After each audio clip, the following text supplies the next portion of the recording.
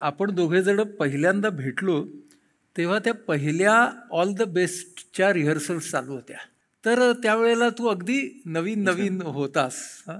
आणि तेव्हाचा भरत आणि आत्ताचा भरत, काय बदललंय आणि काय तसंच राहिलंय? तेव्हा जरा कॉन्फिडन्स नव्हता, आता जरा कॉन्फिडन्स आहे. आणि सगळ्यात महत्त्वाचं म्हणजे आपण बदलत नसतो मुळात. समोरच्याचा पॉईंट ऑफ व्ह्यू बदलत असतो. म्हणजे आमच्याकडे उदाहरण देतो, मी चाळीत राहायला होतो.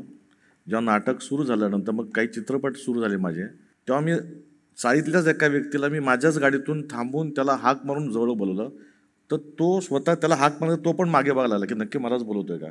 अरे म्हटलं, चाळीत तुझ्यासोबत खेळलोय मी. तर तो येऊन मला म्हणाला की नाही रे, मला वाटतं तू मला ओळखणार नाहीस. 10 वर्षापूर्वी भेटलो काय किंवा नंतर काल भेटलो काय, भेटणं कमर्शियल नसतं ना, भावनिक असतं. वाह! तुम्ही विचार करतात त्यांना ते कमर्शियलाइज आणतं की अरे नाही यार, त्याला बरं ना वाटणार किंवा तो त्याने आपल्याला नाही ओळखलं तर. असे कित्येक माझे मित्र किंवा आमच्या चाळीतले लोक आहेत ना, इंटरवलला मला भेटतात नाटकाच्या वेळेस. अरे ओळखलंस तू मला? म्हटलं हां. अरे ठीक आहे ठीक आहे. मग मी आता शो संपल्यावर बायको आणि मुलांना आणतो. त्यांच्यासमोर जर तू ओळखलं नाहीस तर मी तोंडावर पडेन ना. पण मला असं वाटतं की हां, आपण अनुभवात चांगलं बदलत जातो. एकावर एक त्या एकांकिका होते ऑल द बेस्ट, ज्याचं नाटक होणार. प्रत्येक एकांकिका करणारा मुलगा विचार करतो की मला पण काहीतरी कमर्शियल नाटकात चान्स मिळाला पाहिजे, नाटकातून चित्रपटात मला रोल मिळालाच पाहिजे. त्यासाठी आपण धावपळ करत असतो. आता आपल्याला चान्स मिळतो तो सोडायचा नाही चान्स.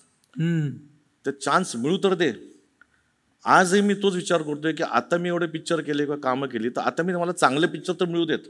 म्हणून मी थांबतो, विचार करतो. आता मधल्या काळात मी पिक्चरच केलेले आहेत जास्त, कारण तेच रोल मला यायला लागले. मीच कंटाळलो होतो, लोक तर कंटाळली होतीच. आता म्हटलं बस, आता ते काहीतरी चांगले होते म्हणजे काय ते करूया. ही जी भूक आहे ना, ही कधीच कमी होत नाही. त्यामुळे आपण बदलणं हा प्रश्न येतच नाही त्यात. वा. पण मला सांग, तू आता संदर्भ दिलास, ती एकांकिका होती आणि मग तिचं नाटक झालं. ती एकांकिका करत असताना तुमच्या कोणाच्या डोक्यात होतं का की असं पुढे होणार नाही आहे? नाही, काहीच नव्हतं. फक्त डोक्यात एवढं होतं की ही एकांकिका नम्रात येऊ दे. देवेंद्र पेमने ती एकांकिका बसवली होती आमच्या MD कॉलेजमधून. आणि ती करत गेलो इम्प्रोवाइज करता करता त्या इथपर्यंत झालं की ते 1.25 तास झालं. आता ते कापत चला, कमी करूया. उद्या एकांकिका करणार आहे म्हणजे 2 दिवसात. आता स्पर्धेला तयार करतो आणि आता कापतो एकांकिका. मग ते आणि कुठलीही गोष्ट कापायची असेल तर नीट संदर्भ लागले पाहिजेत ना, पुढे मध्येच जर्क नको यायला. देवेंद्र तसा हुशार होता, त्याच्या डोक्यात ती गोष्ट होतीच म्हणा. पण आम्हाला टेन्शन होतं एवढं खरं. आणि पहिली एकांकिका पहिल्या स्पर्धेत आली. 2 दिवसांनी आमची फायनल होती. आणि फायनलच्या दिवशी आम्हाला कळलं की तुडुंब भरलेत लोक. आणि बरोबर एकांकिका सुरू होण्याआधी अंकुशच्या पोटात दुखायला लागलं होतं जोरात. त्याची कळस थांबतच नव्हती, म्हणजे त्याला जाम त्रास झाला होता. आणि आता एकांकिका होईल की नाही आम्हाला ते टेन्शन होतं खरं. आणि त्याला कसं बसं करून तो तयार झाला नाही, करतो कारण दिसतंय की आता आपण ह्या नंबरात येऊ शकतो. इतके लोकांना आवडली एकांकिका. कारण फायनलला ना लोक आमच्या एकांकिकेबद्दल ऐकून बसले होते की अरे ही एकांकिका पाहिजे म्हणून. ती एकांकिका मस्त व्यवस्थित झाली. पण त्यावेळेस तिसरी आली ती एकांकिका, पहिली आली नव्हती. त्यावेळेस सगळ्यांची रडारड आणि सगळंच सर्व होतं. विकास कदम होता, त्याने सर्टिफिकेट फाडलं होतं. आमच्या MD कॉलेजचे काही जुनी मुलं होती, ती मुलं जाऊन त्या परीक्षकांच्या अंगावर गेली होती. बरंच काय काय झालं वगैरे. आणि लगेच काहीतरी 2 दिवसांनी महेश मांजरेकर आणि चंद्रनाथ कुलकर्णी सांगितलं की मोहन वाघांना आम्ही सांगितलंय, ते त्याचं नाटक करू इच्छित आहेत. आम्ही लगेच खुश झालो. अरे आणि मग पृथ्वी थिएटर त्याने तो शो लावा म्हणाले, मला बघू देत. तर वंदना मावशी म्हणजे वंदना गुप्ते आणि मोहन काका आणि महेश मांजरेकर आणि आमची टीम होती बाकीची. आणि ती एकांकिका त्यांना इतकी आवडली, त्याच दिवशी वंदू मावशीने मला आमच्या तिघांना कलाकारांना 100 रुपये दिले होते. तो ऍक्च्युअल तो आशीर्वाद होता आमच्यासाठी. आणि तिथून आम्हाला व्यावसायिक रंगभूमी म्हणजे मोहन काकांचं नाटक मिळालं. लहानपण, शाळा, शिक्षण, काय आठवणी आहेत तुझ्या? शिकणं नव्हतं, फक्त रोजचा दिवस ढकल नव्हता ऍक्च्युअल. कारण माझे वडील हातावर पोट होतं, टॅक्सी चालवायचे मुंबईत. ज्या रोजवर घरात पैसे येतील त्याच्यावर आमचं घर चालायचं. आई वडिलांचं म्हणणं एवढंच होतं की तुम्ही नापास होऊ नका. त्याला कारण पण, आम्ही 3 भाऊ 1 बहीण. मोठा भाऊची पुस्तकं आमच्या लास्टपर्यंत चालली. आणि वह्या आम्ही काय करायचो, बाइंडिंग करायचो माहिती आहे. शिल्लक पानं राहायची ना, ती पानं आम्ही फाडायचो आणि त्याचे एक रफ बुक करायचो आपण. आणि त्या बाइंडिंगच्या वह्या आम्ही वापरायचो. त्यामुळे कुठेही समजा एखादा मुलगा किंवा काही नापास झाला तर मग नवीन पुस्तकं आणावे लागतील. मग ती पुस्तकं बरोबर मोठ्या भावाने वापरली, मग 2 नंबर भावाने, मग आम्ही त्या वह्यांच्या ॲडजस्टमेंट करत पण ना ती गरज होती. आज त्यात काय मोठेपणा किंवा असं काही सांगायची गोष्ट नाही. पण मला वाटतं त्या गोष्टीमुळेच आज मी डाऊन टू अर्थ किंवा आपण काही शब्द म्हणू की आपल्यातला वाटायचं कारण तेच आहे की ते बघितलंय, त्यात राहिलोय, त्यात वावरले असल्यामुळे बाकीच्या ऑराची गरज वाटत नाही.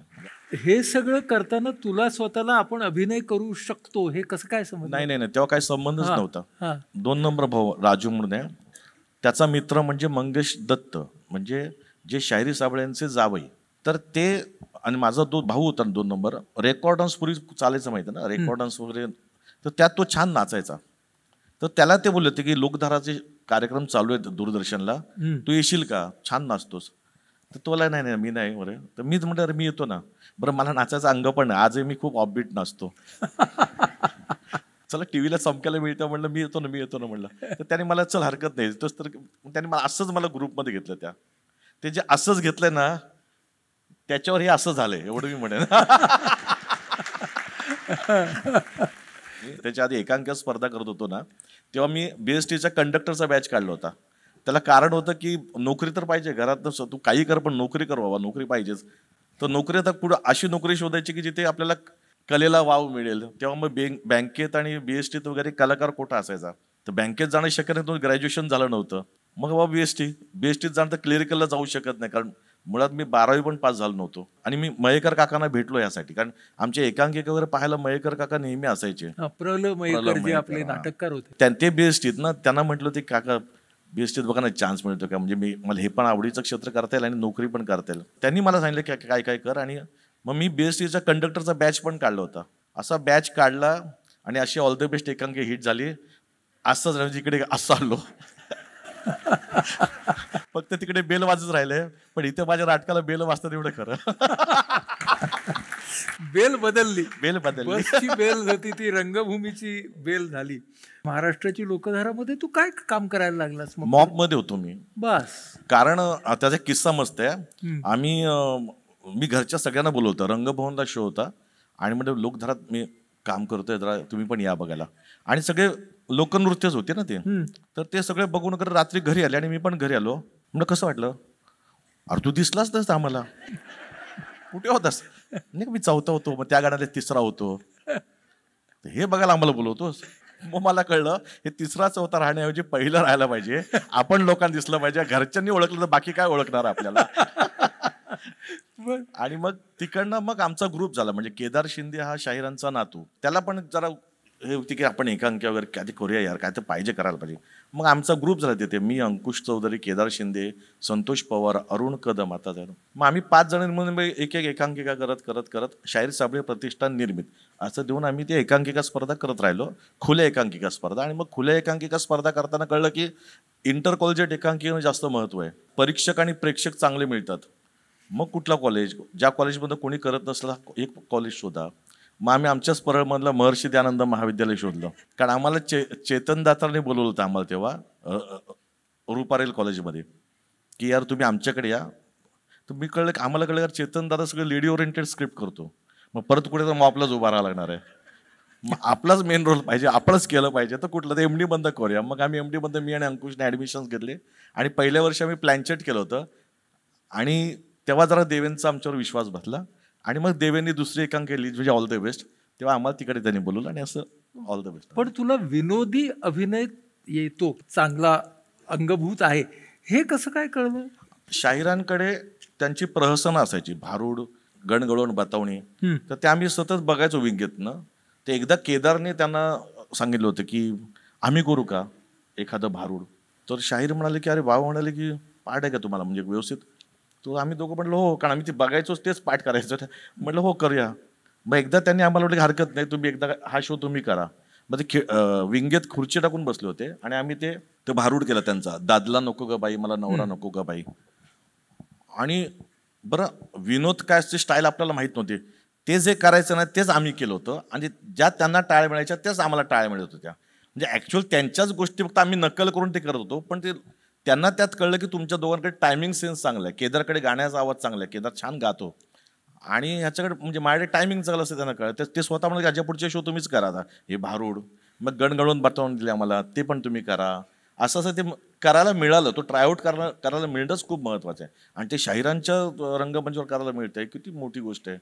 मग आम्ही ते करता करता मग एकांकिका करूया. मग हा. ऍक्च्युअली तिथून जो ज्याला टायमिंग सेन्स, ऍक्च्युअली ह्याचं गणितच नाही टायमिंग सेन्सचं. तुमच्या गोष्टीवर एखाद्या शब्दावर शब्द जर चपकल बसला तर तो चपकल तुम्हाला त्याची रिॲक्शन मिळते आणि तो लाफ्टर येतो. आपण असं आमचं म्हणणं आहे. त्याला आपण टायमिंग सेन्स म्हणतो. पण तो टायमिंग सेन्स ते लगेच असं येत नाही, ते कुठल्या ग्रुपमध्ये राहून. कारण आपल्या प्रत्येक ग्रुपमध्ये आपले मित्र असतातच, एकमेकांना माहिती आहे. तुम्ही कुठे पिकनिकला जाता किंवा वर्गात शाळेत कुठेही ग्रुपमध्ये असतात, त्यात कोणतरी एक असा असतो ना की ज्याच्या बोलण्यावर आपल्याला हसू येते पटकन.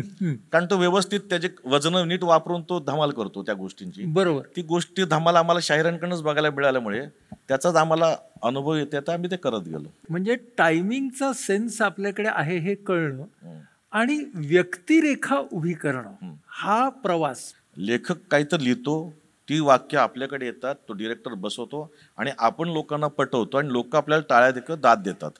ऍक्च्युअली त्या लेखकाच्या वाक्यांना दाद असते, पण आपण फक्त ते मिडिएटर आहे. पण मुळात कुठली गोष्ट लेखकाची ऍक्टरने पहिली समजून जर घेतली पाहिजे. तुम्ही जेव्हा समजून घ्याल तेव्हा कुठे लोकांपर्यंत तुम्ही पोहोचवाल, तेव्हा लोकांना ते समजेल. हल्ली सिरियलच्या जमान्यात एवढं चाललंय ना की त्यांना ते वेळच मिळत नाही बिचाऱ्यांना पाठांतर करायला किंवा बघायला. नुसतं येतं हाच हे बोलायचं, हाच हे बोलायचं, त्यांच्याच डोक्यात किंवा पोटात पोचत नाही. तोपर्यंत लोकांपर्यंत काय म्हणते आपण लक्षात राहत नाही म्हणतो ना आपण, अरे हा परवा बघितला त्याला कुठल्या येतो रे, हा आठवत पण नसतो. ऍक्टर म्हणून तुमचं काय तेवढं तर कॉन्ट्रिब्युशन पाहिजे की बाबा मी म्हणजे तेवढा जादूगार पाहिजे तो की मी त्या विश्वात लोकांना घेऊन गेलो आणि लोकांना त्या विश्वात अडकून लोकांमधनं धमाल खेचली आणि लोकांना मस्त की एन्जॉयमेंट करून परत त्यातनं बाहेर पडलो, मेकअप काढला, परत माझ्या कामाला बाहेर पडलो. नाही, तू हे इतक्या सहजपणे सांगतोयस, पण आता सई रे सई सारखं नाटक आहे जे आता इतकं गाजलेलं आहे, ते नाटक ते समजून घेणंच पुन्हा आणि ते करणं आणि ते करत राहणं, हा सगळा प्रवास सांगू शकशील? केदारचं एक नाटक होतं आधीचं, विजय दीनानाथ चव्हाण, ते त्याचं नाटक पडलं होतं. माझं एक नाटक होतं, तेही नाटक पडलं. दोघं आम्ही एकाच बिल्डिंगमध्ये राहिलो होतो पवईला. दोघंही फ्रस्ट्रेट होतो. त्याचंही पडलंय, माझंही पडलं, काही चालत नाही काय नाही. आणि माझं पडलं कारण पहिल्यांदा ना मी आणि भरत जाधव असं नाव लागलं होतं त्या नाटकाला. आणीसाठी खूप मेहनत करावी लागते प्रत्येकाला की मी आणीमध्ये कधी जाईन, आणीमध्ये. आणि मी आलो होतो आणीमध्ये आणि ते पहिलंच नाटक तोंडावर पडलं होतं. त्यामुळे त्याचं फ्रस्ट्रेशन आलं होतं. त्याला नाटकात कोण उभं करणार आहे. केदारचं चाललं होतं ते पण त्याचं थांबलं होतं. मग त्या डोक्यात एक कल्पना आली आणि मग त्यांनी मला परत खाली बोलवलं की जरा ये का रूमवर. मग आम्ही ते डिस्कस करताना अंकुश पण आला मग तिथे. मग डिस्कस करताना कळलं की ही गोष्ट छान रंगू शकते. ह्यात असे असे कॅरेक्टर्स आणून एकाचा मर्डर होऊन दुसरा त्याच्या सारखाच दिसणारा आणून टिपिकल फिल्म सारखी ती स्टोरी होती. निर्माता शोधा, कोण आपल्याला कोण घेणार ना. मग कोण मग लताबाईंना केदारने रात्री फोन लता नार्वेकर, तर बाई म्हणाले की आज नको, तुम्ही मला उद्या भेटा. आम्हाला ना थांबवत नव्हतं. अरे यार उद्या कशाला, आत्ता बरं वाटते जरा. अरे एखादी गोष्ट इम्प्रोज त्या कळते की आतनं मजा येणार आहे, धमाल येणार आहे आणि ब्रेक मिळतो. अरे पटकन स्पीड ब्रेकर येतो पटकन. नाही उद्या, तर उद्यासाठी ना आम्ही ते 12-24 तास आहेत ना, 12-17 तास खूप शांत राहून काढले होते. आणि नंतर जेव्हा बाईंना भेटलो केदार आणि मी आणि जिप्सीमध्येच, आणि केदारने सांगितलं की भरत इकडनं येणार आहे, इकडनं जाणार आहे आणि असं गमत घडणार आहे. भरत त्यांचे टिश्यू पेपर त्याच्यावर काढून दाखवलं होतं. बाई म्हणाला छान आहे, ठीक आहे, मी सांगते. मग राजू नार्वेकरनी विचारलं बाईंना कसं वाटलं. ते मला नाटक कळलं नाही, पण दोघं ज्या पद्धतीने समजत होते त्यामुळे ते हिट होईल असं वाटते. आणि तालमी चालू होत्या. त्या केदार शिंदे बोलत लताबाईंना, बाई राजू नार्वेकरला, की काउंटरला फावडा घेऊन बसा. मी केदार काही 10 वेळा बघितलं, काय बोलतोय, कारण कॉन्फिडन्स तेवढा नव्हता. मग एवढं कळतं की नाटक चांगलं होणार, लोकांना आवडेल, पण फावडा म्हणजे तू अति बोलतोस मला वाटतो. पण त्याचा शब्द तो खरा धरला. पहिल्या शो पासून हाऊसफुल आहे ते आजतागत. किती प्रयोग झाले रे आता? 4460. 2 प्रश्न. एक, ती कॅरेक्टर तू कशी आतमध्ये आणलीस सई रे सईची, आणि मग दुसरा प्रश्न की 4460 प्रयोगामधलं नाविन्य तू कसा राखतोस? एक तर ती 4ही कॅरेक्टर इंटरेस्टिंग आहेत. पहिला जो सुखात्मे आहे तो मोठा बिझनेसमॅन आहे आणि वय झालेलं आहे त्याचं खूप. त्या आवाजाचा एक त्याचा हे आहे म्हणजे hello everybody, what is surprise, Meera, no no no. तो ह्या आवाजातल्या त्यात एज पण कळतं. दुसरं कॅरेक्टर आहे ते आहे अण्णा जेवायला जेवायला. तर ते कॅरेक्टर पण आम्ही ना बोरुलीला गेलो होतो, मी आणि केदार गुरु ठाकूरला भेटायला. आणि स्क्रिप्ट संदर्भात आमच्या गप्पा चालू होत्या. त्या देवळात एक जण एवढासा मुलगा आला होता आणि ते हल्ली मुलं करतात ना भीक मागतात असे करतात. तर त्याची ती बॉडी लँग्वेज फक्त पकडली मी आणि ही बॉडी लँग्वेज करेक्ट आहे.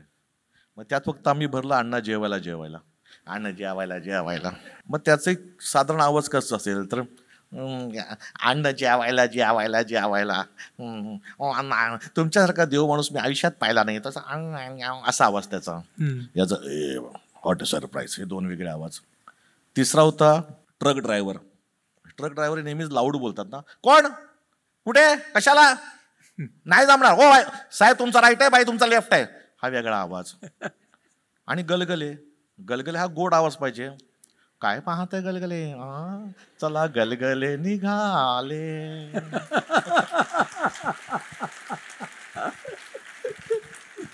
तुम्हाला आवाजाचं कारण सांगतो. दुसऱ्या अंकात एकाच कॉस्ट्युमर फक्त बॉडी लँग्वेज आणि आवाजाने कळतो की हा ती कॅरेक्टर आहे. जसं गलगले पण आम्हाला पुण्यात ऑल द बेस्ट करताना रस्ता क्रॉस करताना तो माणूस वयस्कर माणूस रस्ता क्रॉस करत होता आणि ती व्यक्ती त्याचं नाव गलगले होतं. ते बोलत होते की चला गलगले उजवीकडे बघा शाबास गलगले बघितलं अच्छा गलगले पुढे थांबा थांबा गलगले थांबा कोणतरी येईल अच्छा अच्छा गलगले थांबले. आपण मनात सगळेच बोलत असतो ना. आता समजा मनात मला बघायचं की तो माझ्याकडे बघतोय काय करू जाय बघू हरकत नाही आता कॅमेरा चालू आहे का आता हेच मोठ्याने बोलतो अरे बापरे तो बघतोय आपल्याकडे हे पण मोठ्याने बोलतोय तो म्हणजे मनातले वाक्य पण मोठ्याने बोलणारं कॅरेक्टर हे मी जेव्हा प्रत्यक्षात पाहिलं तेव्हा मी आमच्याकडे आमच्या ग्रुपमध्ये किंवा कुठेही हे स्किट असल्यावरच मी लोकांना मला सांगायचे हे जरा ते भरत कर ना गलगले कर ना. मी आपला उभा राहायचो चला गलगले उजवीकडे बघा डावीकडे बघा असं करायचो. तो केदारने बरोबर त्या नाटकात इथे गलगले फिटच करतात ज्याच्या तोंडात काय राहत नाही. आणि मग गोष्ट झाली आणि मग हे 4 कॅरेक्टर आणि मग 4 व्हेरिएशन्स आल्यामुळे काय होते आम्ही ॲक्च्युली 8 ते 10 कॅरेक्टर्स काढले होते. त्यातले हे 4 आम्ही शोधले व्यवस्थित की हे जरा फिट बसत आहेत आणि करेक्ट बसत आहेत. पण ते 8-10 काढण्यासाठी ते पण आपण विचार केला तर म्हणजे मग असे म्हटलंच ना की त्या गोष्टीत गंमत आणण्यासाठी कुठल्या कॅरेक्टर मर्ज होतील किंवा मॅच होतील हे सगळं ऑफकोर्स केदार शिंदे म्हणजे मी बोलतोय हे फक्त मी माझ्या पॉईंट ऑफ व्ह्यूने बोलतोय पण केदारचा अभ्यास आणि केदारला बरोबर कळतं की ह्याला कुठे कसं काय काय वापरायचं आणि त्याने ते बरोबर त्या गोष्टीत त्यांनी 4ही कॅरेक्टर इतके फिट आणून ठेवले ना त्यामुळे ते त्या कॅरेक्टर्सची गंमत येते तुम्हाला ते व्हेरिएट वाटतात. आणि केदार इतका कल्पक दिग्दर्शक आहे अशा पद्धतीचं की तो मला म्हणायचा की तू मागे पडलास तरी मला माहीत नाही तू ह्या रिदमला ह्या बीटला ह्या वाक्याला तू स्टेजवर दिसलाच पाहिजेस. आजही तुम्ही नाटक पाहाल तर मागून जेव्हा पाहाल ना तर आमच्याकडे कुठेही वायर्स असतात ना माईकच्या किंवा लाईट्सच्या काही कुठलेही केबल असेल ना ते लूज नसतात. आमच्या ते सगळीकडे अशा चिकटपट्ट्या लावल्या असतात पूर्ण त्यात कुठे पायात येऊ नये म्हणून. आजही तेव्हा तर खूपच टेन्शन नाही का एकदा राजसाहेब ठाकरे मागून बघत होते त्यांनाच कळलं नाही त्यांच्या बाजूने कधी गेलो मी आणि मागून बघते अरे भरत इथून कधी गेला तो आत्ता नाही का 1 सेकंदात गेला तो रक्कन गेला होता. काळोख असतो ना काळोखात मागे झापकन कळत नाही पण त्या नाटकात आणि ऐकण्यात असतो मागून सुद्धा. बरेचसे ललितचे विद्यार्थी आहेत आमच्याकडे आता पुण्यातले येतात मागून नाटक कसं आहे हे बघण्यासाठी येतात. जे विद्यार्थी ज्यांना वाटते की नाटक क्षेत्रात काय मला अभ्यासासाठी पाहिजे तर आम्ही सांगतो की मागून बघा फक्त कुठे मध्ये दिसू नका का आमच्या मध्ये कुठे येऊ नका आणि त्याला घेऊन जायचं स्टेजवर. कॅरेक्टर्सचा शोध तर तू सांगितलास. आता हे 4460 हे तू कसं काय जमवतोस कारण प्रत्येक प्रयोग हा एक आव्हान आहे ना. हे सगळं ती एनर्जी तो टेम्पो टिकवायचा हे किती मोठं आव्हान आहे. काही गोष्टी नशिबाने मिळतात ना. आता नशिबाने सुंदर ताट मिळालं मला तर ते मी छान जेवलंच पाहिजे. वा वा. आणि दिलंय ताट देवाने इतकी की ज्याच्यावर माझं करिअर झालं व्यवस्थित. आणि इतकी वर्ष एकांकिका स्पर्धा करता करता कुठेतरी आपल्याला या ठिकाणी यायचं आहे ह्यासाठी जी मेहनत असते त्यातली मेन पायरी होती. आणि ज्या मेन पायरी चांगल्या पद्धतीने देवाने वाढवून दिल्या तर त्याचा आनंद घेत जर मी जेवलो तर तेवढाच आनंद मी लोकांना देत बसेल. ते घाईघाईत काहीतरी जेवून अजीर्ण होण्यापेक्षा लोकांना पण ते नाही आवडणार. त्यामुळे मी आजही कुठलाही शो आमच्या पुऱ्या टीमला पण सांगतो आपल्यासाठी तो 4000च्या वर गेला असेल तर काही लोक अमक्याला तमक्याला घेऊन येतात. तो अमका तमका त्याचा पहिला शो असतो तर त्याच्यासाठी तो पहिला शो जर का आपला शो झाला पाहिजे कारण तो काहीतरी बाहेरनं ऐकून आलेला असतो नाटकासाठी आणि ते नाटक तो इम्पॅक्ट त्याच्यावर म्हणून आजही ऑडियन्स जेव्हा मला भेटतात ते म्हणतात अरे तीच एनर्जी आहे. थोडक्यात सांगायचं की तोच प्रयोग जर आपण दिला तो मी ॲडिशन्स पण जास्त घेत नाही मोजकेच आम्ही ॲडिशन्स घेतो. सध्या काय चालू असेल त्याच्यावर मध्ये 1-2 जागात आमच्या तिथे ते ॲडिशन बरोबर बसतात. म्हणजे माझं नाटक 2 तास 20 मिनिटं असेल तर आजही माझं नाटक 2 तास 20 मिनिटं आहे. जर ॲडिशन वाढलं असेल एखाद दुसरं तर आमच्याकडे ज्याला जास्त लाफ्टर येत नाहीत तो आम्ही कापतो तो विनोद घेत नाही आणि त्या विनोद जागा इकडे आणतो. पण आता ह्या ॲडिशन्सचा विषय निघाला म्हणून तुला तुझी घेतलेली आवडलेली ॲडिशन कोणती आहे? भारत पाकिस्तानची वर्ल्ड कप मॅच होती आणि त्या दिवशी 3 शो लावले होते. अशोक मुळे काकांनी ती जाहिरात केली होती की आज भरत जिंकणार का भारत जिंकणार. जाहिरात ऐकूनच मी पहिला फोन लावला, असं नका देऊ. एक तर नाव जरा आपण जपण्याचा प्रयत्न उद्या कुठे तोंडात नको मारायला. नाही. आणि 3 शो होते आणि 3 शो हाऊसफुल झाले होते आणि मधला शो लेडीजचा होता. आतमध्ये मेकअप रूममध्ये बारीक कॉमेंट्री चालू होती आणि बरोबर गलगल्याच्या सीनला एक जण आलं की अरे इंडिया जिंकली. हो काय ऐकताय गलगले मध्येचा, काय ऐकता गलगले, इंडिया जिंकली वर्ल्ड कप, वा. मी असंच बोललो होतो. 7 ते 8 मिनिटं लोक उभा राहून टाळ्या वाजवत होते. मला वाटतं दुसऱ्या दिवशी मठाच्या ह्याला पण ती लाईन होती, म्हणजे गलगलेमुळे कळलं की आम्हाला मॅच जिंकलाय म्हणून असं स्टेजवर ॲक्शन घेतलं.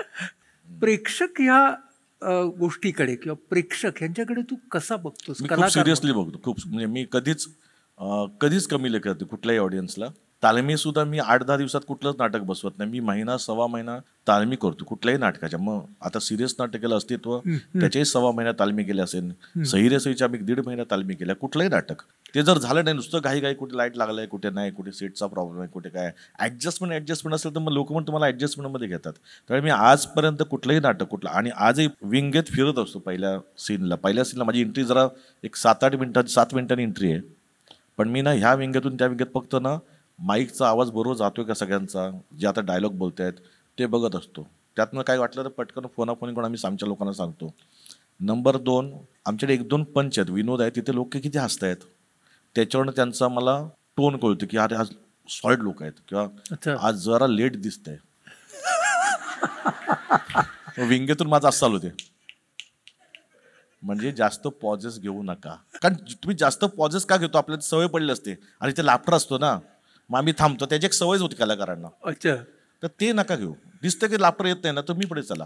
तर ती बारीक टिचक्या माझ्या चालू असतात. माझ्या एंट्रीच्या त्या सगळ्या गडबड चालू असतात माझ्या. गपचूप बघतो मी,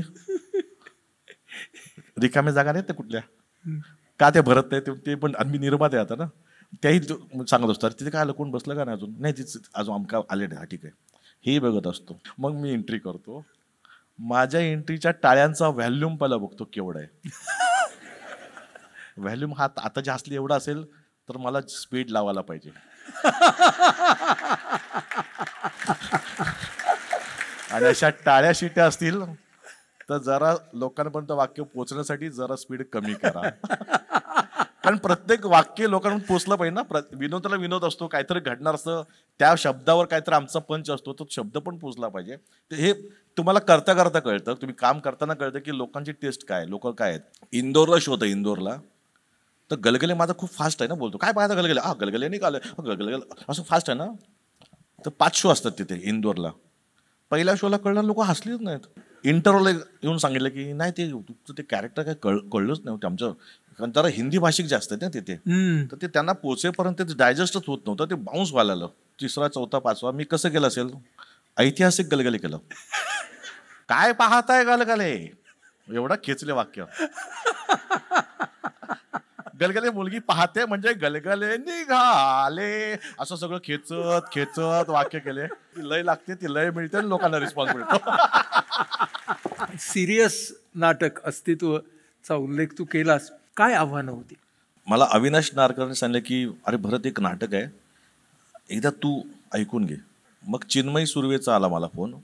ती म्हणाली की अरे भरत एक नाटक आहे, तू एकदा ऐकून घेशील, तुला आवडेल तुला. अविनाश बोलतो तेच नाटक का, तर ते हो. मग हरकत नाही, एकदा फक्त मी निर्माता म्हणून ऐकायचं होतं मला. अच्छा. आणि हे दोघं काम करणार होते त्यात. मग जेव्हा मी रिडिंगला बसलो, रिडिंग ऐकलं, मला आवडलं, प्रश्नच नाही. म्हणलं आपण करूया नाटक. अविनाश आहे आणि चिन्मयी आणि बाकीचे एकांकी स्पर्धेतले जे त्याच्या नाटकातले आहेत त्यांना घेऊन पुढे करायचं. मग अविनाशच्या तारका मॅच होत नव्हत्या. मग म्हटलं थांबूया जरा. मग 2.5-1 महिना आम्ही थांबलो होतो की त्याचं होऊ दे. मग त्याला अजून एक लागून दुसरी सिरियल त्याला मिळाली. मग त्याला हेही सांगितलं की तुझ्या जिथे सिरियल्स असतील ना, शूटिंग्स असेल ना, तिथे आपण मधला वेळ काढ, म्हणजे आपण तिथे तालमी करू, मला काही प्रॉब्लेम नाही म्हणून. तर ते पण बिचारायला जमत नव्हतं. त्याची इच्छा खूप होती हे नाटक करायची, पण तेही न जमता होतं. मग शेवटी स्वप्नील नाटकाचा लेखक आहे, त्यालाही म्हटलं. आणि त्याचं कसं बिचारतं की उमेद घेऊन आलं होतं की, आणि ह्यातनं आपण गेलो हो, एक त्याचं एक एकांक काहीतरी नाटक होते, राज्य नाट्यातलं नाटक कमर्शियल येते म्हणून त्याची जेन्युनिटी मला दिसत होती. म्हटलं नाटक करणार नक्की, नको टेन्शन घेऊ, फक्त तो आर्टिस्ट शोध, त्या व्यतिरिक्त दुसरं कोण आहेत.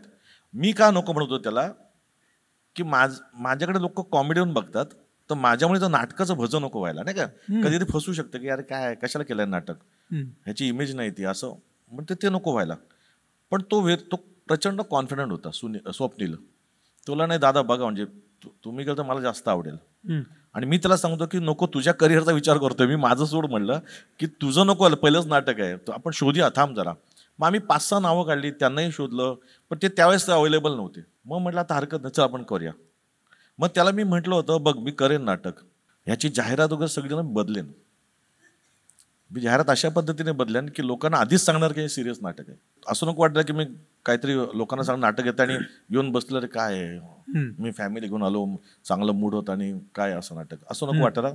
तर तुला हरकत नाही. मग आम्ही नाटक बसवायला त्यांनी घेतलं, आम्ही चालू केलं. आता हा मी निर्माता म्हणून विचार केला होता, ऍक्टर म्हणून पण मला जर टेन्शन होतं की अरे आता आपण करतोय. तर मी पूर्वी विग वापरायचो, पॅच लावून वगैरे. तर आमचं ठरलं की नाही नाटकात काही वापरायचं ना, आपण पूर्ण तसंच, कारण रिटायरमेंटचं वय दाखवलंय त्याचं. मग तो काय असेल, कारण मी आमच्या चाळीत वगैरे ही ह्या लोकांना पाहिलंय बरोबर की एक काही वर्षांनी रिटायरमेंट आलेली जवळ असते, जबाबदाऱ्या ओझं असते, त्यांना ते पोक्तपणा मायनर आलेला असतो. जबाबदारीच्या ओझ्याची एक चाल असते ना, ती चाल ह्याला वर्क करूया म्हटलं. आणि मग तो माहोल तयार झाला, सगळ्यांच्या तालमी व्यवस्थित व्हायला लागल्या वगैरे. मग आम्ही त्याचं शूट केलं जाहिरातीसाठी, प्रोमो म्हणून. मग ते लालबागच्या ओरिजिनल चाळीत जाऊन आम्ही ते शूट केलं, त्यातले नाटकातले मेन वाक्य. तर बऱ्याच लोकांना असं वाटलं की फिल्म येते माझी, ते फिल्म नाही नाटक आहे, हे आम्ही सांगत सुटलो, हे नाटक आहे. ह्या गोष्टी आपण कधी करतो जेव्हा त्या गोष्टीमध्ये दम दिसतो तेव्हा करतो. आणि ह्या गोष्टी केल्यामुळे काय आलं, माझ्याकडे जो ऑडियन्स आला नाटकाला पहिल्यापासून, तो मूड घेऊन आलो होता की आपण ना जरासं वेगळं. आणि आम्ही सही रे सहीचा शो संपला तर मी अनाऊन्स करायचो की माझं नवीन नाटक येते, पण ते गंभीर आहे, हळवं करणारं नाटक आहे. तुम्ही आतापर्यंत ज्या पद्धतीने नाटक पाहिलं माझं, तुम्हाला आवडलं ना, ही नाटक आवडेल याची ग्वाही देतो मी, पण तुम्ही या पण विनोदी नाही. या मी आमच्या नाटकात शो संपला की लोकांशी मी बोलायचो या नाटकाबद्दल. बरं. तर ना येणारा ऑडियन्स ना त्या मूडमध्ये यायचा, त्याचा मला फायदा झाला.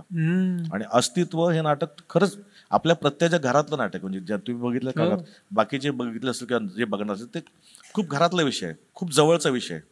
तो मी केल्यामुळे तो प्रॉब्लेम येऊ नये लेखकाला, म्हणून ह्या सगळ्या गोष्टी केल्या मी. आणि टचवूड ते पहिल्या शो पासून ते नाटक ज्या पद्धतीने लोकांनी वेलकम केलं, ते मलाही वाटलं होतं की लोक ह्या पद्धतीत मला स्वीकारतील. जसं मगाशी म्हटलं की सही रे सहीच्या पहिल्या एंट्रीला मी टाळ्यांचा व्हॅल्यूम शोधतो, त्याच्यावर मी ठरवतो, तशा नाटकात मी देवाकडे प्रार्थना करतो की माझ्या पहिल्या एंट्रीला टाळे येऊ नयेत. आई शपथ, मी नेहमी म्हणतो आमच्या ग्रुपमध्ये की टाळ्या नको, नाही तर नाटक ना त्या भरतसाठी बघायला येतील. कॅरेक्टर आल्यानंतर त्या कॅरेक्टरमध्येच घुसू देत लोकांना, कारण त्या नाटकाची गरज येते. टाळे आले की मग कळणार की अरे आपल्याला भरत म्हणून लोक मॅच करतात, मग ते गोळ होणार.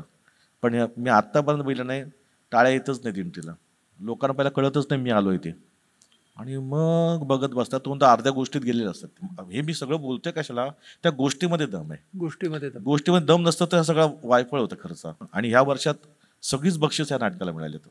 आतापर्यंत 21 बक्षीस आहेत. एक मला सांग की या अस्तित्व नाटकामध्ये ना खूप अशा सर्वसामान्य गोष्टी स्टेजवर दाखवल्या. स्वयंपाक करणं असेल, जेवण असेल, कपडे बदलणं असेल, झोपणं असेल, ह्या सर्वसामान्य गोष्टी स्टेजवर दाखवणं जास्त कठीण होतं बऱ्याच वेळेला. अगदी ती सहजता ती कशी आणली तुम्ही सगळ्यांनी? एकतर सचिन इथे आहे, त्यांनी जेव्हा सेटचं ठरलं तेव्हा आमचं, तो स्वतः होतं इथे, आमचं ठरलं की पहिलं ना छोटंच घर दाखवायचं ना, आणि कधी एवढ्या मोठ्या स्टेजवर, आता रंगमंच याच्यावर छोटं घर तुम्ही कसं दाखवणार, तर तुला काही कर, त्यांचा घरातला एरिया कमीच दाखव, ते अडचण दिसू दे, जेणेकरून कळ की ह्यांना इथून गावी का जायचं आहे, ही मोडकळीला आली आहे. आणि सचिनने अप्रतिम सेट केलं त्याचा. जो आमच्या कोल्हापूरला ज्या रंगीत तालमी झाल्या त्या पहिल्यांदा त्या समोर तो सेट लावला होता ना, तर कलर्सच मला इतके वाटले की हा ना अडकलेलं आहे माणसं, त्या कलरमध्ये कळतं आपल्याला की काही निघालंय, खपल्या निघाल्या तिकडनं. खपल्या निघाल्या म्हणजे गरिबी नाहीये, पण ना त्या कलरची एक गंमत असते कधी कधी सेटच्या. तो ब्राईटनेसपणा नव्हताच, त्यात बारीक काळपटपणा आलेला आहे, म्हणजे नुसतं चाललंच आहे आयुष्य. त्याला रंग नाहीये, काही नाहीये, जो आहे तो उडालाय. कळा नाहीये त्या. हा, ते सगळं त्याने इतकं छान पद्धतीने की ते बसलं की वाटलं का रे आम्ही याच्या घरातच आहोत. यांच्या गरिबीत घुसलो आम्ही. हम्म. मग नुसती गरिबी नाही तर विचार पण महत्वाचे आहेत जे लेखकाचे आहेत त्यात. जे लेखकाचं. हा, आणि विचार इतके मोठे आहेत की चला आम्हालाही पटतायत ते. तर ह्या 2-3 गोष्टीची सांगड छान झाली. त्याच्यामुळे तो नैसर्गिकपणा त्या सगळ्या नाटकामध्ये फार छान आला. परत जरा विनोदाकडे येऊ. फसलेला भूक लागेल फसलेला विनोद कसा असतो? मजबूत असतो तो. ऑल द बेस्ट पाहिलं असेल तुम्हाला आठवत असेल की त्यात मी मुक्याचा रोल करायचो आणि पूर्ण नाटक त्याच होतं. तर ते प्रपोजचा सीन आहे तो मला देवेन बोला की एकदा बोलून बघशील का रे. जेव्हा प्रपोज चालू होतं ना तेव्हा बोल की अगं आय लव्ह यू वगैरे, कळत नाही का एवढं मी प्रेम करतो तुझ्यावर, पटपट बोल. आणि नंतर पटकन ह्याच्यावर मला सांग मनातल्या मत बोलून फायदा काय, तिला कळायला पाहिजे ना. चांगली गोष्ट होती, चांगली आयडिया होती. अरे हा हरकत नाही करायला. हे करता करता मध्ये ते वाक्य बोललं आणि केलं तर लोक ना ऑडियन्स बोलला त्यांना माझी क्यू आली. कलाकारांनी चुकून आहे ना, बिचारा चुकला असं वाटलं त्यांना. फारच फसला म्हणजे फसला. आणि की एक ऑल द बेस्ट किस्सा आहे. ऑल द बेस्टचा असा होता की सततचे प्रयोग चालू होते ना आमचे, त्यामुळे सर्दी खोकला असणंच ना, त्या मी बहिराशी बोलताना असं खुणवून बोलतो ना आव आव करून, तर तो काय ऐकतो आणि पुढे बोलतो ना, तर मला जोरात शिंक आली हो. मी सॉरी पण म्हटलं त्याला, सॉरी असं बोललो. पहिल्या रंग बालगंधर्वचा शो होता पुण्यातला. पहिल्या रंगला 2-3 बायका बोलल्या अगं बोला काय का. मी संजयला डोळा मला चल पुढे थांबू नको. म्हणजे हे पण भान ठेवायला पाहिजे कलाकाराने. हो, हे भान ठेवायला पाहिजे. हा जसा फसलेला विनोद असतो तसा उलटलेला विनोद झालाय का कधी? नाही, अजून नाही. अजून नाही ना. फसलेला चित्रपट सांगू शकतो मी ह्याच्यामुळेच. ऑल द बेस्ट बघायला दादा कोंडके आले होते. बरं. बालगंधर्वलाच. आणि तिघांना त्यांनी घट्ट मिठी मारली होती, मला, अंकुशला आणि संजयला. त्यांना खूप आवडलं नाटक. म्हणजे आणि इतके कडक म्हणजे मिठी कळते ना आपल्याला की अरे ह्या माणसाला किती आवडलंय. आणि मला एका साईडला घेऊन म्हणलं की अरे तू कसं काय केलं एवढं, असं काय म्हणजे कसं, कारण आम्हाला मुक्का असून पण तुझी लँग्वेज कळत होती आम्हाला. म्हटलं काही नाही, आम्ही आमचं ठरलं की सगळं अ आ इ ई उ ऊ मध्ये बोलायचं, कारण ते नाटकाला एक स्पीड पण आहे ना, तो आऊ चालणार नाही. तर मोहिनी माझं तुझ्यावर प्रेम आहे, तर पोटातून येते सगळं. आणि अ आ इ ई उ ऊ तुम्ही आजही बघा इथं सगळं बेंबीतून येतं ना. तर तिकडनं आल्यामुळे काय होतं, ते वाक्य पण वाटतं आणि मुक्का पण असं वाटतं. मग ते ओटनी आय आबा ओटनी आय तर ते अजून भिडतं ते. अरे तर मी असं त्यांना सांगितलं की सगळं अ ई. तर ते काय बोलले होते, अरे हे जरा मला आधी कळलं असतं तर त्या मुक्कामध्ये मी बॅब्या बॅब्या करत राहिलो नसतो. त्या माणसाची शिकण्याची वृत्ती बघा, कारण ते मोका पिक्चर करते मला मी नुसतं बॅब्या बॅब्या केल्यामुळे मला लिमिटेशन्स आल्या. मी जर असं काय केलं तर अजून धमाल केली असते. म्हणजे बच्या जागी अ वापरला असता तर वेगळं काहीतरी झालं असतं. मला सांग, विनोदामध्ये उथळपणा येऊ नये याच्यासाठी काय करायचं? जेव्हा शब्द कमी पडतात तेव्हा बॉडी लँग्वेज वाढते, हातवारे वाढतात. मग हातवारे बॉडी लँग्वेज वाढले की मला इथे विनोद आलाच पाहिजे. मग त्याची जातकुळी नकळत बदलत जाते आणि मग तो कुठे असं उथळ होत जातो. मला असं वाटतं तो विनोद न घेतलेला बरा. तुझे स्वतःचे आवडते विनोदी नट कोणते? ऑफकोर्स राजा गोसावी आवडायचे खूप. बरं. नंतर अशोक मामा आहे, लक्षा मामा आहेच, दिलीप प्रभावळकर, दिलीप भैया, दादा कोंडके. म्हणजे दादा कोंडके नाव म्हटलं ते बरोबर चार्लीलाच त्यांनी कॉपी केले, चार्ली चॅप्लिनलाच त्यांनी बऱ्यापैकी कॉपी केली होती. पण त्यातला तो निरागसपणा मला नेहमी आवडायचा. आणि विनोदात नेहमी चॅप्टरपणा नसावा असं मी करतो त्या विनोदात. म्हणजे मी कधी चॅप्टरपणाने विनोद करत नाही, मी त्यातला इनोसन्स शोधून विनोद करतो. इनोसन्स विनोद करताना तुम्हाला ना ते पात्र पहिलं आपलं वाटतं आणि त्यातून खुललं की ते अजून मजा करतं. पण चॅप्टरपणाला 5व्या-7व्या मिनिटानंतर मग त्याच्या विनोदाचा कंटाळ येतो आपल्याला, प्रेक्षक त्याच्यापर्यंत नाही जात. जसं दादा कोंडकेकडे चॅप्टरपणा नाहीये, पण चॅप्टरने टाकलेला विनोद असतो, पण त्याच्या इनोसन्सपणामुळे तो आपल्याला जास्त भावतो. बरोबर. दादा कोंडकेंचा विनोद, जसं राजा गोसावींचा विनोद देखील चॅप्टरपणाचा असला तर त्यांचा इनोसंट चेहऱ्यामुळे तो अजून भावतो आपल्याला आणि इंटरेस्टिंग वाटतो. बरोबर. ह्या गोष्टी जर आपल्याला कॅच करता आल्या, जसं दिलीप भाईंचा विनोद घ्या, त्यांच्या पण चॅप्टर पण असतो, पण ते खेळून मस्त त्या विनोदाला त्यांच्या इनोसन्सला टच करत गेला तर त्याची गंमत वेगळी येते. आणि तो आपला वाटतो. आणि तुझं आवडतं गंभीर नाटक कोणतं? अधांतर आणि अर्थात अस्तित्व. अधांतर आणि अस्तित्व. अभिनय क्षेत्रातल्या अनुभवांचा आयुष्यातल्या अवघड प्रसंगांमधून जाताना काही फायदा झालाय का? प्रॉब्लेम सगळ्यांनाच असतात, येतात जातात. तो त्याचा ग्राफ असतो. नाटकाचा जो आपण अभ्यास करतो स्क्रिप्टचा वगैरे त्यातही काय ते ग्राफ असतो. पण नाटकात त्याची उत्तरं मिळतात पटपट त्या ग्राफची. तीच उत्तरं इकडे मॅच केली आपण तो आपल्या ग्राफमधले त्याचे टोकं कमी होतात आणि तो जरा सांभाळून तो गॅप खेळायला येतो. तर हा एक आनंद मिळतो त्यातला. म्हणजे अर्थात तुम्ही त्याला कसं बघताय, कारण नाटकात पण आम्ही कॅरेक्टर करतो ना, त्याच्यात पण खालीवर काय होत असतात आणि त्याला काय तर उत्तर असतं, त्याचा एंड असतो. आता आपल्या आयुष्यातला लगेच एंड कळत नाही आपल्याला, पण आपण चढ उतार करत असतो ना. मग चढ उतार करता करता झापकन पडलो किंवा टोक लागला असं नको व्हायला. तर नाटकाचा अभ्यास केल्यामुळे इथली टोकं आहेत ना ती जरा घासली जातात. जसं माझ्या बाबतीत मी नेहमी म्हणतो, तेव्हा पण म्हणतो, आत्ताही म्हणतोय की चेंडू हा वर फेकला तर तो खाली येतोच, तसं आमच्या कलाकारांचं आहे. पण खाली येताना जर असंख्य हात असतील तर झेलायला मजा येते, आपण डायरेक्ट आपटत नाही. क्या बात, क्या बात. आज जे पिक्चर सोडून मी नाटकात कामं करतो, नाटक चालली आहेत माझी ॲक्टर म्हणून, तर मला हे असंख्य हातच देतात ना. जीवनाच्या नाटकाला हात देतात, हातभार लावतात. म्हणून पिक्चर मी बंद केल्याचं फ्रस्ट्रेशन येत नाही. नाटक चालू आहे ना. क्या बात आहे, झेलणारे हात आहेत. क्या बात. आणि तू म्हणालच ते मला फार जाणवलं आणि पटलं की वरती खालती जाण्याची जेव्हा टोकं छाटली जातात तेव्हा आपोआपच त्याला एक लय निर्माण होते आणि ते टोकदार न होता ती जणू काही लाट असावी अशी वर्तुळाकार जाते ती. हा एक फार सुंदर फायदा होतो. सेलिब्रिटी याची तू व्याख्या काय करशील? काही नाही, हा ऑरा आहे. मगाशी मी सांगताना म्हटलं की बाहेर चालतो मी किंवा जातो घरी, मी कळत पण नाही बाजूने कधी गेलोय. पण सेलिब्रिटी चालताना असे चालतात. आपण गपचूप गेलो ना, काय कळत पण नाही कोण आलाय गेलाय काय. तू होते इथे, हो आत्ताच इकडे गेला, कधी गेला आम्हाला कळलं पण नाही. तुमच्यावर आहे, तुम्ही सांभाळते कसं ते. सेलिब्रिटी ऑरा असणं चांगलं आहे, पण ऑरा घेऊन मिरवणं वाईट आहे. वा वा वा. अभिनयाचं शिक्षण घेऊन विनोदी अभिनेता होता येतं का रे? बेसिक शिक्षण असायला हवं, नो डाऊट. म्हणजे असं मग असे म्हटल्याप्रमाणे कॅरेक्टरचं वर्किंग, तो कॅरेक्टर काय करतोय, त्याची हिस्ट्री काय, ज्या कॅरेक्टरमध्ये आपल्याला घुसायचं आहे, हे बेसिक शिक्षण असायलाच हवं. पण तुम्ही शिकून चिकाराने जात आणि तिथे काहीच करत नसाल त्याचा काय फायदा? मग कधी कधी असं होतं, लेखक एखादा कॅरेक्टर लिहून आणतो, तो त्याच्या पॉईंट ऑफ व्ह्यूचं कॅरेक्टर असतं आणि आपण ते वेगळ्या पद्धतीनं चित्र तयार करतो त्या कॅरेक्टरचं आणि आपल्याला वाटतं की हे तशा पद्धतीचं कॅरेक्टर आहे. म्हणजे लेखक सांगतो तुम्हाला की अरे नाही माझ्या डोक्यात हा तसं कॅरेक्टर नाही आहे जे तू वेगळं समजतोयस. माझ्या डोक्यातलं हे असं कॅरेक्टर आहे जे मला वाटतंय त्यांनी तसं करावं. हे जर नीट कळलं तर त्याचा फायदा आहे, पण हे जर कळलंच नसेल तर मग शिकून फायदा नाही. अभिनेता म्हणून आणि निर्माता म्हणून तुझी स्वप्न काय आहेत?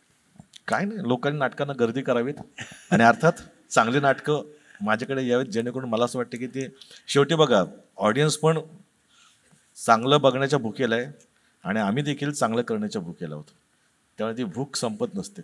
वा वा. मला वाटतं भूक संपत नसते आणि मगाशी तू म्हणालस त्याप्रमाणे जर आपल्यासमोर चवदार पदार्थांनी भरलेलं ताट आलं तर आपण ते योग्य पद्धतीने आस्वाद घेऊनच ते खाल्लं पाहिजे. आपल्या या गप्पांना आपण सुरुवात केली तेव्हा माझा पहिला प्रश्न होता की पहिल्यांदा भेटलो तेव्हाचा भरत आणि आत्ताचा भरत ह्याच्यात काय बदललं, काय राहिलं? मला असं वाटतं की तो जो भरत होता त्याच्यामधला साधेपणा, खेळकरपणा हा तसाच राहिला आहे आणि अभिनेता म्हणून आणि माणूस म्हणून इतक्या वर्षामध्ये त्याने जे अनुभव घेतले त्यातून चढ उतारांची टोकं मात्र छाटली गेली आहेत आणि कलाकार म्हणून आणि व्यक्ती म्हणून भरतचा प्रवास छानशी लाट जावी, सुरांची लाट असेल, अनुभवांची लाट असेल, ती एका लयीमध्ये जात राहावी तशी भरतची आज जीवनाबरोबर लय जमलेली आहे असं आत्ता ह्या तासानंतर मला वाटतं आहे.